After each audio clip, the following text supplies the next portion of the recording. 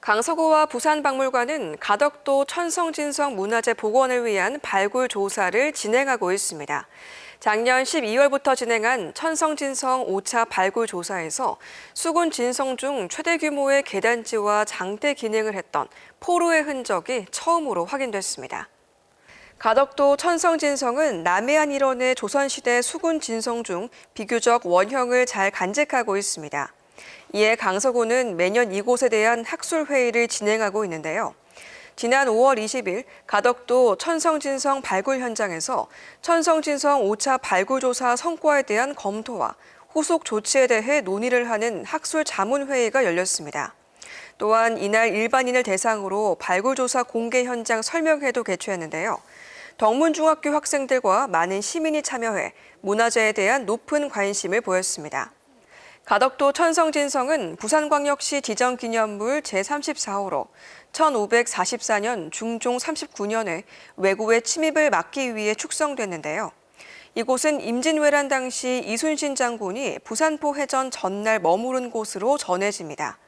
이번 발굴 조사에서는 남해안 수군 진성 중 최대 규모인 너비 5.5m의 계단지와 진해만을 관망하는 장대 기능을 했던 포로의 흔적을 확인했습니다.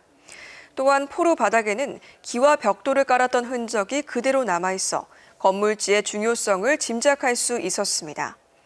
특히 1544년 중종 39년에 조성됐다는 것을 증명하는 명문기와와 쇠화살촉, 분청사기, 백자 조각 등 다수의 유물도 출토됐습니다. 이번 조사는 임진왜란 당시 이순신 장군이 부산포 해전을 앞두고 전략적 요충지로 사용한 천성진성의 위용을 확인하고 그 실체를 재조명할 수 있는 계기가 될 것으로 기대를 모으고 있습니다. 파크골프는 산책과 골프를 접목해 누구나 쉽게 즐길 수 있는 생활체육으로 최근 노년층을 중심으로 큰 인기를 끌고 있습니다. 강서구가 건전한 여가 문화와 100세까지 건강한 사회 만들기를 위해 파크 골프장 조성을 확대하고 있습니다. 지난 5월 21일 대저 생태공원 파크 골프장에서 제3회 강서구 파크 골프협회 장배 파크 골프 대회가 열렸습니다. 이날 대회는 모두 300여 명의 선수가 참가해 평소 갈고 닦은 실력을 겨뤘습니다. 대회가 열린 대저 생태공원 파크 골프장은 부산시가 7억 5천만 원을 들여 모두 45개 홀로 조성한 부산 최대 규모의 시설로 많은 시민이 파크 골프를 즐기기 위해 찾고 있습니다. 파크 골프는 공원과 같은 소규모 녹지에서 골프와 게이트볼의 장점을 모아 채 하나로 즐기는 스포츠로 누구나 쉽게 즐길 수 있습니다. 또한 체력적인 부담이 적으면서 운동 효과가 뛰어나 고령화 시대 인기 종목으로 각광받고 있습니다. 이에 강서구도 지난 2017년부터 2020년까지 유휴 녹지를 활용한 9개 홀 규모의 파크 골프장 4곳을 신호공원과 대저 수문공원, 녹산 고향 동산 등에 조성했습니다. 강서구에는 9개 파크 골프 클럽에 모두 500여 명의 회원이 활동하고 있으며 파크 골프를 즐기는 주민이 꾸준히 증가하고 있습니다. 강서구는 어르신들의 건강한 여가를 위한 생활체육 확충에 최선의 노력을 다할 계획입니다. 바닥형 보행신호등은 횡단보도 양끝 신호 대기선 바닥에 LED 패널을 설치하는 교통안전 보조 장치입니다. 강서구가 어린이들의 안전한 보행 환경 조성을 위해 바닥형 보행신호등을 설치했습니다. 강서구는 지난 5월 23일부터 오는 6월까지 약 2억의 예산을 들여 어린이 보호구역 10곳에 바닥형 보행신호등을 설치합니다. 이번에 바닥형 보행신호등을 설치하는 곳은 남명초등학교와 명원초등학교 등 모두 10개 초등학교 인근 횡단보도입니다. 해당 횡단보도는 주민들과 어린이들이 많이 이용해 주의하지 않으면 교통사고의 우려가 있는 곳인데요. 바닥형 보행신호등은 교통신호등과 연동해 바닥 LED 패널에도 같은 보행신호를 점등해 보행자가 신호를 인지하는 데 도움을 줍니다.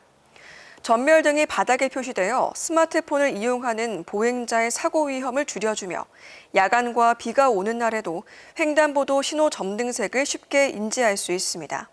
특히 키가 작은 어린이들이 바닥만 보고도 교통신호를 알 수 있어 교통사고 예방에 상당한 효과가 있습니다. 강서구는 앞으로도 보행 환경 개선과 안전시설을 강화해 어린이들의 안전한 교통환경 조성에 최선의 노력을 기울일 것입니다. 이어서 간추린 뉴스입니다. 국토교통부는 지난 5월 17일 강동동 옛 원예시험장 부지에 공공주택 1,598세대를 건설하는 부산 강동 공공주택지구 지구지정 변경 및 지구계획 승인을 고시했습니다.